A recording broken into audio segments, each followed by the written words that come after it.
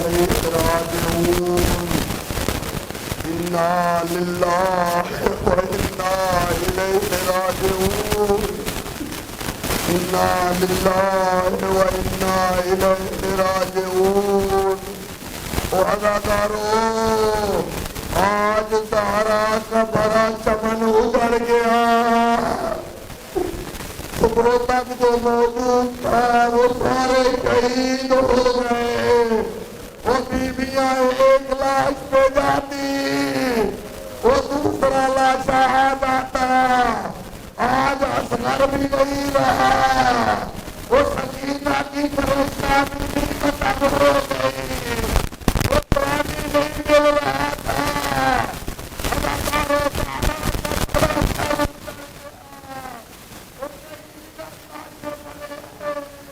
وہ کبھی بائیں لاشیں پڑے ہیں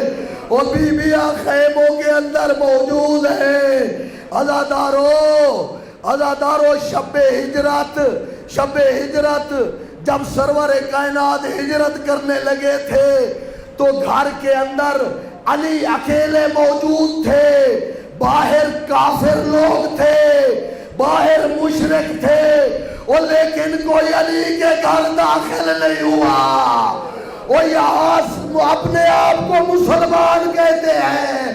علی کی بیٹیوں کے خیموں میں داخل ہو گئے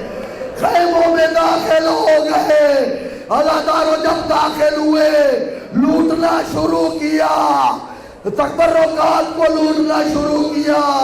خیموں کو آگ لگائی روایات میں آپ سنتے ہیں ایک خیمے کو آگ لگتی اور بیویاں دوسرے خیمے میں چلی جاتی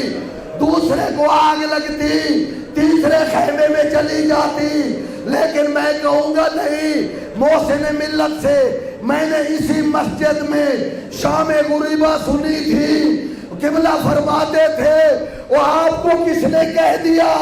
ایک ایک خیمے کو آگ لگائی اور مسلمانوں نے ہر طرف سے آگ لگائی علی کی بیٹیاں اور کبھی دائیں جاتی کبھی بائیں جاتی یہ خیمہ بھی جل رہا تھا اجرکم اللہ اللہ آپ کو کوئی غم نہ دے سوائے غم اہل بیت کے اللہ آپ کے بچوں کو سلامت رکھے عزادارو خالی خیمے لوٹ رہے ہوتے آگ لگائی ہوتی شاید اتنا غم نہ ہوتا میں نے روایت میں دیکھا ہے یہ ملعون گھوڑوں پہ بیٹھے ہوئے تھے ہاتھوں میں نیزے تھے اور نیزوں کی انیوں کے ساتھ بطول کی بیٹیوں کی چادریں اتار رہے تھے زہرا دادیوں کی چادریں نیزے کی انیوں کے ساتھ ہو سکتا ہے وہ بیویاں عباس کو یاد کر رہی ہو کہہ رہی ہو عباس اور تو ہماری چادروں کا محافظ تھا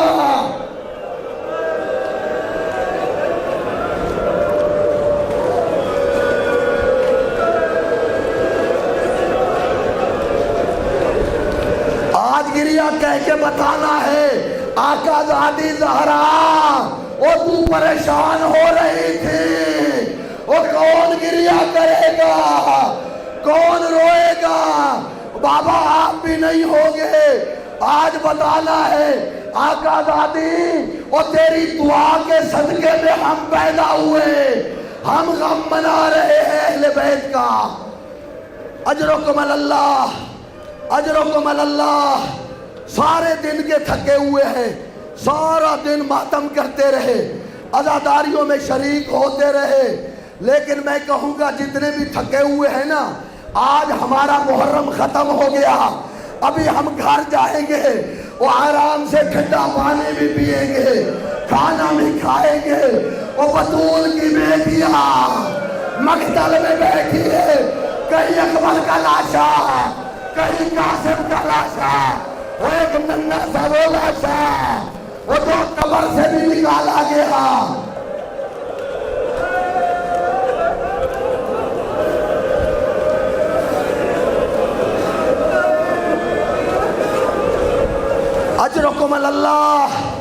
اجرکم اللہ اللہ آپ کو کوئی غم نہ دے سوائے غم اہل بیت کے مجھے معاف کرنا، میں نے ایک روایت میں دیکھا جب میری آقا زادی زینب کی چادر کو ہاتھ لگایا، ایک طرف سے ظالم کھینچ رہا تھا، ایک طرف سے علی کی بیٹی نے تھامی ہوئی تھی، اور اس ظالم نے زمین سے ایک پتھر اٹھایا، زینب کی طرف پھینکا، ہاتھ چھوٹ گیا، شاید نجف کی طرف منہ چلا گیا ہو، او بابا میری چادر چھل گئی، او بابا میرا سر ننگا ہو گیا۔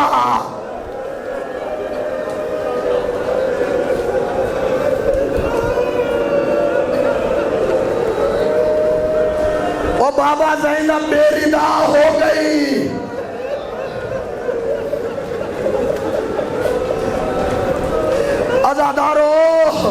عزادارو مجھے معاف کرنا، آج زینب عباس بنی ہوئی ہے، خیمے کی ایک جلی ہوئی تھوب ہاتھ میں ہے، اور آواز آ رہی ہے الحافظ والحفیظ، الحافظ والحفیظ۔ وہ میرا دل کہتا ہے غازی کا لاشا تڑپا ہوگا، تڑپا ہوگا، وہ ماں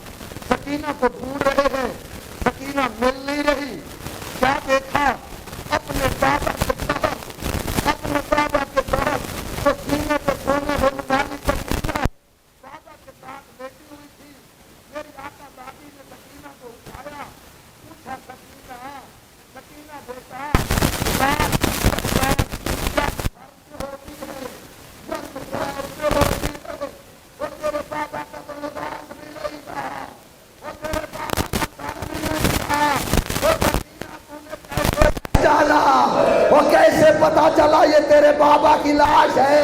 سکینہ رو کے کہتی ہے پھوپھی اما اور میں نے مقتل میں آواز دی بابا، اور بابا تیرے جانے کے بعد مجھے تماچے مارے گئے، بابا میرے بابا میرے کھانے سے خون ماری ہے۔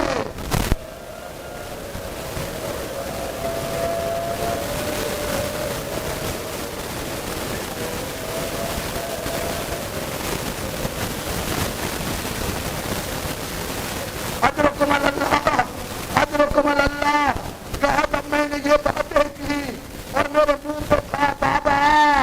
من بلدی قطع ولی تک، وہ بابا تیرے گلے کی رنگی کس نے کاٹی ہے؟ وہ بابا من بلدی ایتمنی علی صغر سنی، وہ بابا وہ کون ہے وہ جس نے 4 سالہ سکینہ کو یتیم کر دیا؟ بابا کی آواز آئی یا بنیہ الیہ الیہ، اور میرے بیٹے میرے پاس آ جاؤ۔ عزادارو بہن مقتل سے سکینہ کو لے کے چلی، سکینہ کو لے کے چلی۔ اسی مسجد میں میں نے محسن ملت حضرت علامہ صفدر حسین صاحب جن کی یہ قبر ساتھ ہے، یہاں میں نے ان سے ایک مصائب کا اسی شام غریبہ سنتے ہوئے انہوں نے فرمایا جب یہ دونوں بہنیں آ رہی تھی، فضا بھی ساتھ تھی، لکڑی جلی ہوئی چھوپ بھی زینب کے ہاتھ میں تھی، آواز بھی دے رہی تھی الحافظ والحفیظ، اور زینب کی نگاہ پڑی دور سے گھوڑے سوار آ رہا ہے، گھوڑے سوار میں نگاہ پڑی اور زینب پکار کے کہنے لگی اور گھوڑا سوار اگر تو لوٹنے والا ہے وہ ہمارا کچھ نہیں بچا۔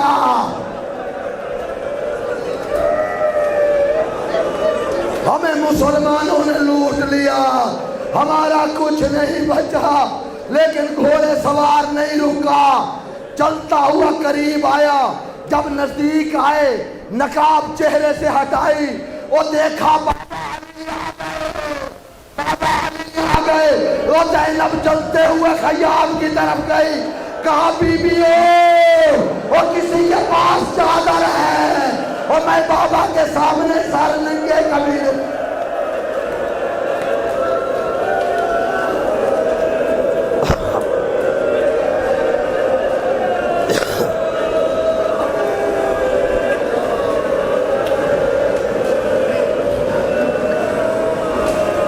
حمید بن مسلم کہتا ہے خیموں کی تپش تیز ہو رہی تھی، بیویاں باہر آ چکی تھی، میں نے دیکھا علی کی بڑی بیٹی وہ کبھی خیمے کے اندر جاتی ہے، کبھی خیمے سے باہر آتی ہے۔ میں چاہتا تھا کہ آقا زادی کو روکوں، کہوں زینب اندر نہ جانا، جل جاؤ گی۔ ابھی میں نے ارادہ کیا تھا، دیکھا جناب زینب عالیہ جلتے ہوئے خیمے میں گئی، جب تھوڑی دیر کے بعد واپس آئی بیمار سجاد پشت پر تھا، وہ میری محافظ امامت بی بی شاید آواز دے کے کہا ہو حسین حسین تو مرد تھا اور تو نے لاشیں اٹھائی تھی، اکبر کا لاشا بھی لایا تھا،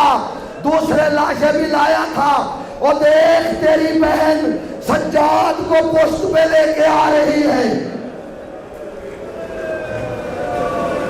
اجرکم اللہ، اجرکم اللہ۔ محسن ملت پڑھا کرتے تھے، علماء کرام بھی تذکرہ کرتے ہیں، حر کی زوجہ کچھ تھوڑے سے چنے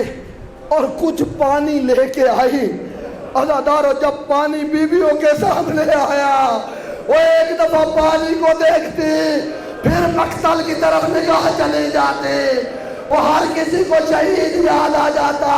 وہ شاید رباب کھڑی ہوئی ہو، کہا وہ پانی وہ اس وقت کیوں نہیں آیا،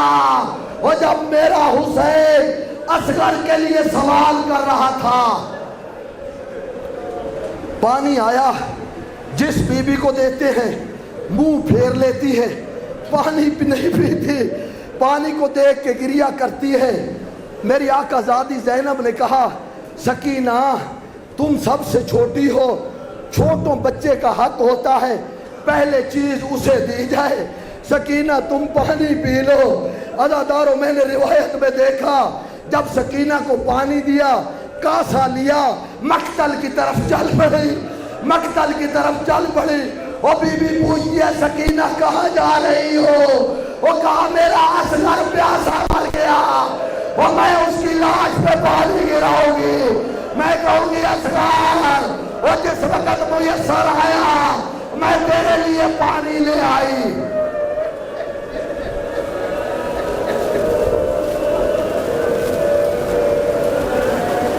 بس آخری جملہ میرے آقا سجاد آقا زادی زینب سے کہتے ہیں پھوپھی اماں آپ پانی پی لیجئے زینب کا گریہ بلند ہو جاتا ہے پھر کہا پھوپھی اماں پانی پی لیجئے جب تیسری دفعہ سجاد نے کہا نا پھوپھی اماں تھوڑا سا پانی پی لیجئے تو میری آقا زادی سوال کر کے کہنے لگی سجاد اور تو نے پہلے تو کبھی اتنا اصرار نہیں کیا پہلے تو کبھی اس طرح نہیں کہا سجاد کہتے پھوپھی اماں وہ میری دو انگلیوں سے دیکھ وہ نانا محمد کوثر لے کے کھڑا ہے علی کوثر لے کے کھڑا ہے کہہ رہے حسین پانی پی لو حسین پانی پی لو حسین کی آواز آتی ہے میری بہن پیاسے وہ میرے بچے پیاسے وہ میں